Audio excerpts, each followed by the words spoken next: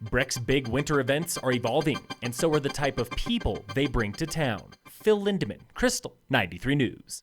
1 week from tomorrow is opening day of Ullr Fest, now in December after decades in January. Could this be the beginning of the end for Breck's big winter party? Nothing I've ever heard of. Yeah, I can't imagine Ullr going away. That was Todd Rankin with the Breckenridge Events Committee. Ullr Fest might be safe, but the type of person Breck wants to attract is changing, with a new focus on multi-gen tourism. I think that's the cool thing about the mountains. You can get 3 generations hanging out and having a really good time, whether that's doing something like visiting the troll or going to catch some live music, or if you're going to the lighting of Breckenridge. The Breckenridge Tourism Office spends millions on out-of-state marketing every year, drawing tens of thousands every holiday weekend and earning a spot on the Travel Channel's 10 Best Small Towns for Christmas. Things just evolve and grow and change, and trying to make sure you're bringing new good stuff to town and the community is fun. So where do locals fit in? If we are going to fill up the town, overload it, that the locals are stoked with that, and that they want to come and visit it, and it's not just an event that overloads the town that the locals don't want to spend time at. This Saturday is the Lighting of Breck and Race of the Santas. Ullr Fest opens next Wednesday with the Main Street Parade Thursday.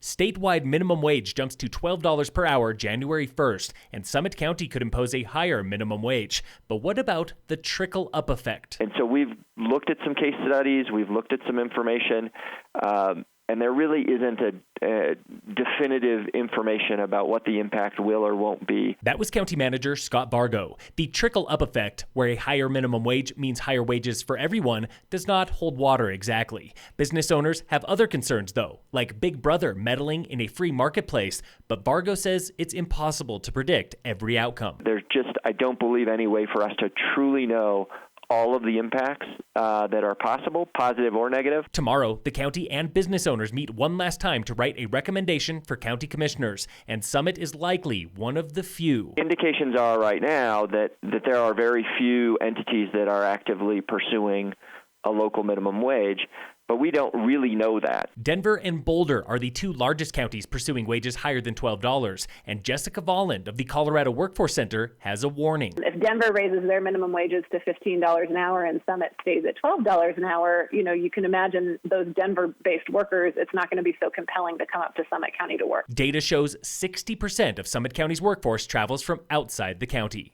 Breckenridge recently became the first local town to publicly oppose a higher minimum wage, saying there are other solutions that are likely better. A word to the wise from Dillon Police Department: do not leave your truck running at a hotel, and always keep your eyes on your keys. At the Town Council work session happening right now, Police Chief Mark Hemminghaus gives a recap of notable incidents, including a stolen vehicle on November 23rd when a man left his truck running around 6:45 a.m. at the Best Western. When he returned, an unknown thief was driving away. The truck has still not been found. 1 week earlier, a man went on a date with a woman he met online. When she went to have a smoke, he noticed his keys and wallet were missing. Cops later found the car and the woman at Lake Dillon Tavern, where she was arrested. In sports, the Nuggets play the Lakers today at 7 p.m. And in local sports, brought to you by Wilderness Sports in Dillon, Race 3 of the A-Basin Rise and Shine Rando Series is next Tuesday, December 10th. Get signed up at arapahoebasin.com. Phil Lindemann, Krystal, 93 News.